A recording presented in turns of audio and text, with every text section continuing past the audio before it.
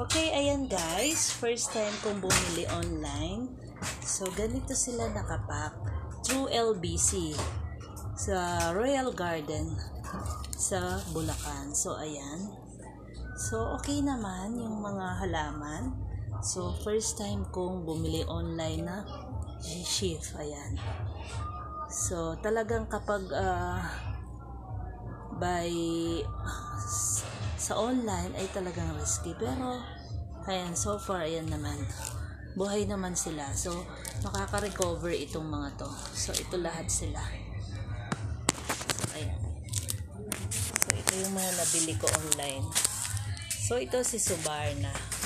So ayan, so tinatanggal ko yung kanilang plastic, and then tomorrow ko na sila ilalagay sa pot.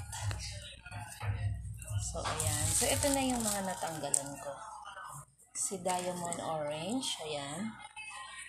Ito, ang ganda ng kanyang dahon. Ayan. Tomorrow. Ay, so ito. Ayan. So, ayan siya. So, ito nakatanggal na yung kanyang tape. So, ito meron siyang kasamang stick. So, sa isang box ng LBC ay eksakto yung 5. So, 5. So, kinuha ko ito sa mismong LBC. So, ayan. Okay naman sila. So, ayan. So, si Vera Orange, si Subarna, si Diamond Orange, si Danya, at ito ba yung isa? So, ito yung dalawa. So, ito. Si Aruna Orange. Ayan. Okay naman yun. Ayan, oh. Ganito sila nakapack. Ayan. May pangalan sila dito. Ayan. Naka-tape sila na brown tape. So, ayan. Bukas, iriripat ko na sila.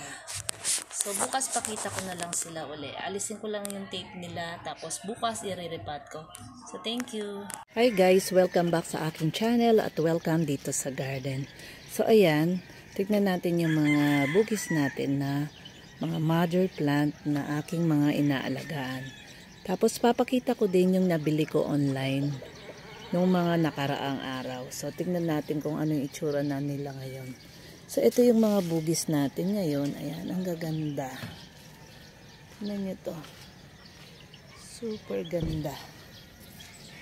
So dahil blooming stage nila, ayan, ang ganda ng mga bulaklak.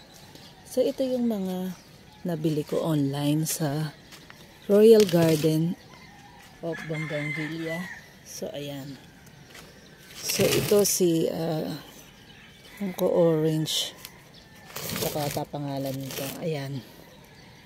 So, isa ito sa nabili ko. Bali, pinadala nila sa LBC. So, ito na sila ngayon. Ayan, haba na ng sanga niya. So, ito yung isa. Orange, nakalimutan ko pangalan, basta orange something. So, ito yung isa natin. Aruna Orange. Ayan. Ayan.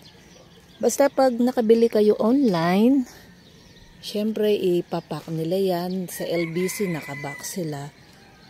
So, kapag niripat nyo, ilagay nyo lang muna sila sa lilim. Huwag muna ninyong papaaraw para maka-recover muna sila dahil nga sa nakabox sila ng mga 1 to 2 days. So, kailangan natin ilagay muna sila sa lilim pagkaripat. So, ito yung pangalawa.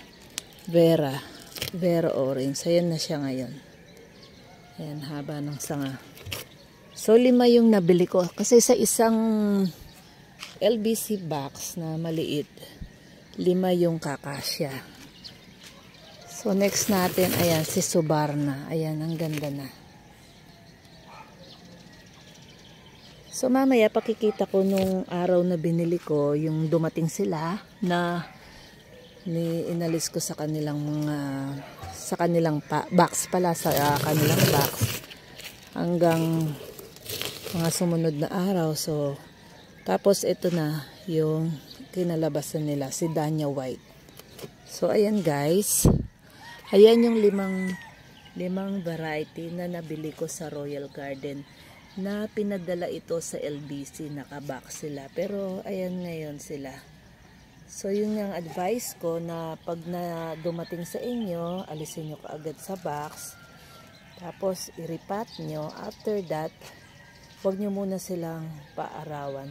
I think ako may isang linggo din silang nasa lilim. So inayaan ko muna kasi makikita nyo parang syempre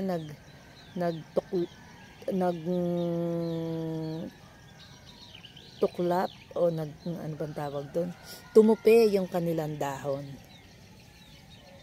Pero after mga ilang araw, kapag nasa lilim sila, ay magiging masigla na rin sila. So ayan yung 4. So wala pa silang flowers ngayon. So ayan. So yan lang muna guys, yung pinakita ko yung nabili ko online. So sa mga iba nating mga kabugis na bumibili ng bugis sa online, so ganun lang yung gawin nyo. Pagkaripat, wag nyo muna silang ipapa-araw. So wag nyo muna silang, ilagay nyo muna sila sa lilim. So may isang linggo bago ko sila nilabas dito sa arawan. So thank you guys sa inyong lahat. Please subscribe sa aking channel at Plantitas Vlog. Paki-like, share and comment ang ating YouTube channel at Plantitas Vlog. So thank you guys. Bye.